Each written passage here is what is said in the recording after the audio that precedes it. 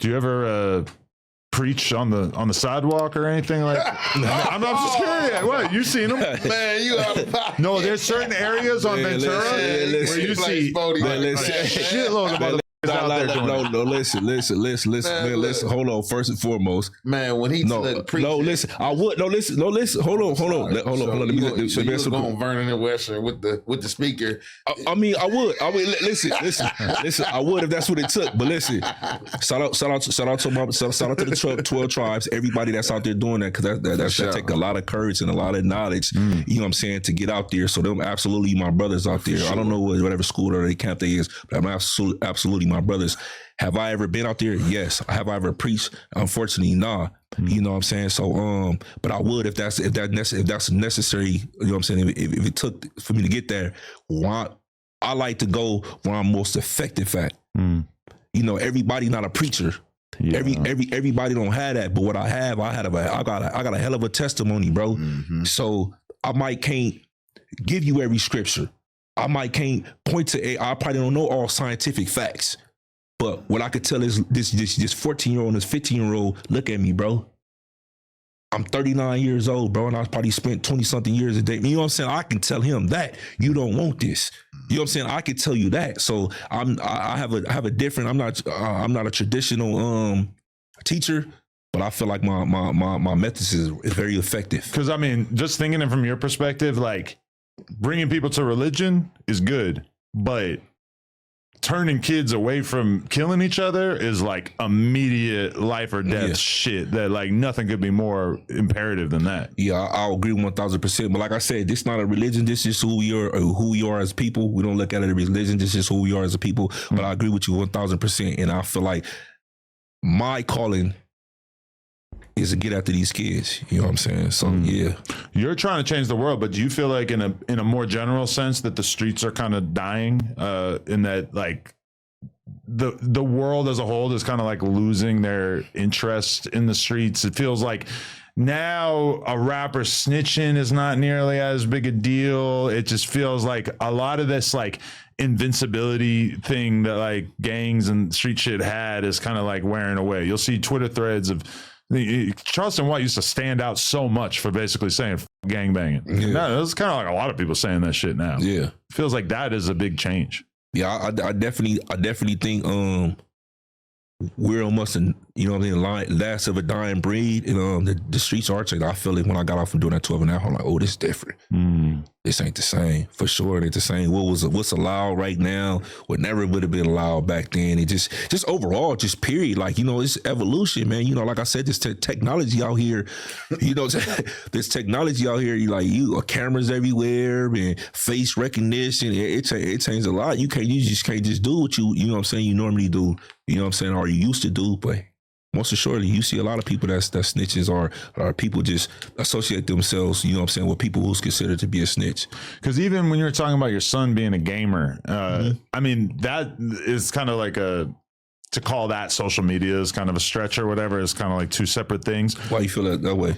I just feel like he streams as well, though. But as I'm saying, like gaming and shit is like almost like a sport in a way, aside from the physical aspect. But they got their whole world of communication. That's what I'm saying. Yeah. But like to a kid like that who grows up and his hero, I mean, I'm just assuming or whatever, it might be somebody like a KSI or a Ninja or like somebody who's become famous off playing video games and streaming and shit like that. If you grow up and you're looking at that as the coolest thing that you could possibly be is to be a millionaire off making computer off your computer, then what do you think of the guys who are selling crack on the corner? I mean, that doesn't necessarily hold the same allure. You know, it's like, I feel like like in the 80s, that was right in front of your face. And what was the cooler thing? To go be Michael Jordan? Like, yeah, I guess, but that's not very approachable. You know, nowadays it's like kids are getting their role models from the internet and looking at the world in a different light. Not all kids, but a lot of kids.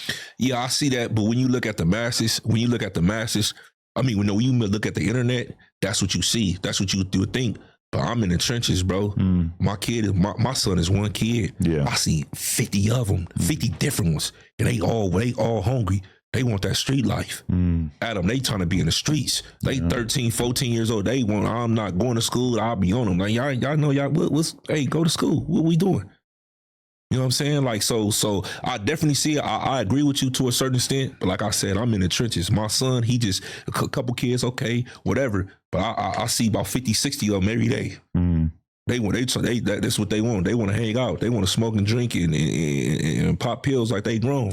I mean, you seem like you're very proud of your son for being appreciative of other things, but like, how would you necessarily have approached it if your son wanted to live the exact same life that you live? You know, it's crazy because that was one of my worst fears. That was one of my worst fears, and to come home to him. And him be the game. I'm so thankful, bro. I'm so gracious. But I just know me. That was one thing I said, man, if I have a son, he not gonna never gang bang. He not gonna never did this. So I would have definitely came home. I would have broke him down. I would have had to break him up. And I ain't gonna lie to you. I would have had to break out of it. I would have had to break him up. But like I said, I'm so gracious and he different, bro. Like he don't even care about the streets. And I'm like, how? How was I?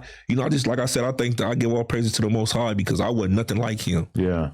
I wanted all of it. You know what I'm saying? He nothing like me. So yeah, I definitely would have to break him up. You know what I'm saying? I couldn't allow that, man. And like I said, I'm grateful because not a lot of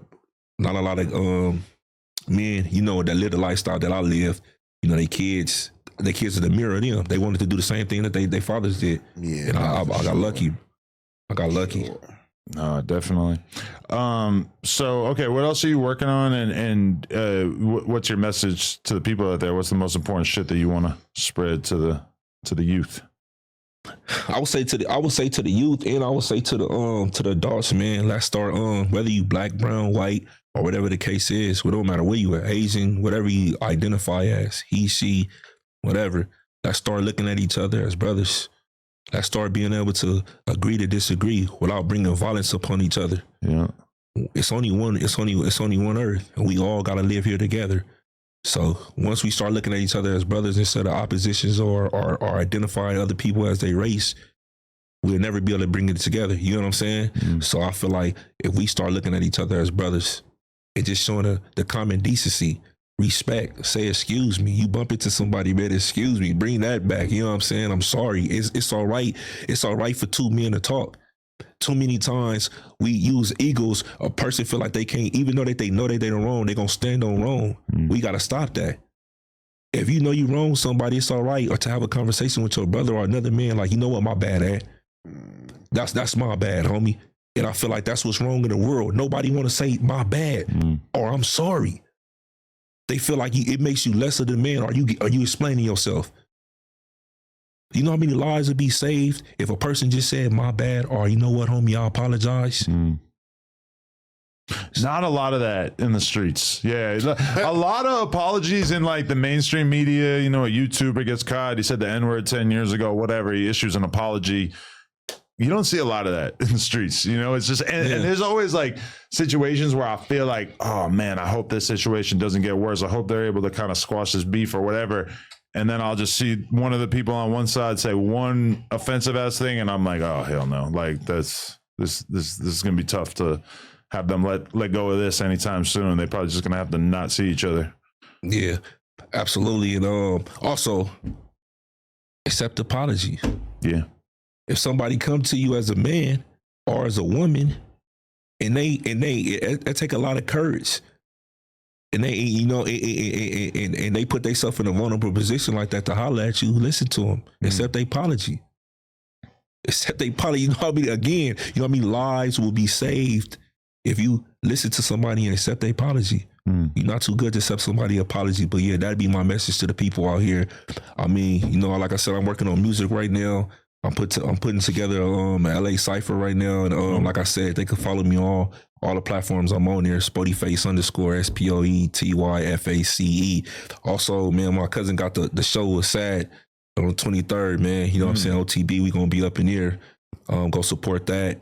And we got our podcast. That's what I was gonna say. Word is there might be a podcast. Yeah, we got the Off the Bag podcast coming right now. We finalizing everything, getting the merch. We putting that together. That's gonna be real dope. Fire interviews on the way. Already booked. Good content. You already know his personality, so you know we gonna be something like the Yin Yang Twins, man. You know what I'm saying? Spoetyface and 4 extras. What was that? Bring it together. I forget. Got that Spoety extras thing going on, man. Let's go. Yeah. Fire. All right, and Jefe, thank you for lining this one up. It was a good conversation. I'm glad we got to finally do this. Wait, what were you locked up again for recently? So real fast, remember I told you I caught the case in Arizona? Yeah. I paroled Arizona. They wanted me to stay out there. I came home. Ooh, okay. So I was out 18 months in. So they got me for absconding. They extradited me out there, and then instead of paroling me, they made me do all my paroling here in 11 months. I did 11 months for absconding, bro. Oh, that's cool. No, that ain't cool. That was fucked up. Well, I mean, but the good thing about it, I ain't on parole, I ain't probation no more. I ain't it's all over now. Okay, so, got it. So no papers, no nothing. Okay. Well, that's good, man. Glad to have you back. Appreciate it. Spoetyface, appreciate you, man. Much love. Thank you for coming through. Dang, he got a strong grip right there. Don't play with him. All right. And Jefe, appreciate you making it happen. Yeah, for sure. No Jumper, coolest podcast. Like, comment, and subscribe. Drop a comment down below. We're trying to hear some thoughts on this episode. Appreciate y'all. Hey. If you haven't checked out Everything 420 yet, you are definitely missing out. From glass gear to infused sweets, they've got one of the best lineups online. They ship fast, it's always discreet, and their app makes shopping too easy. The deals are always running, and you can use code NOJUMPER for a little bonus at checkout. Shout out Everything 420.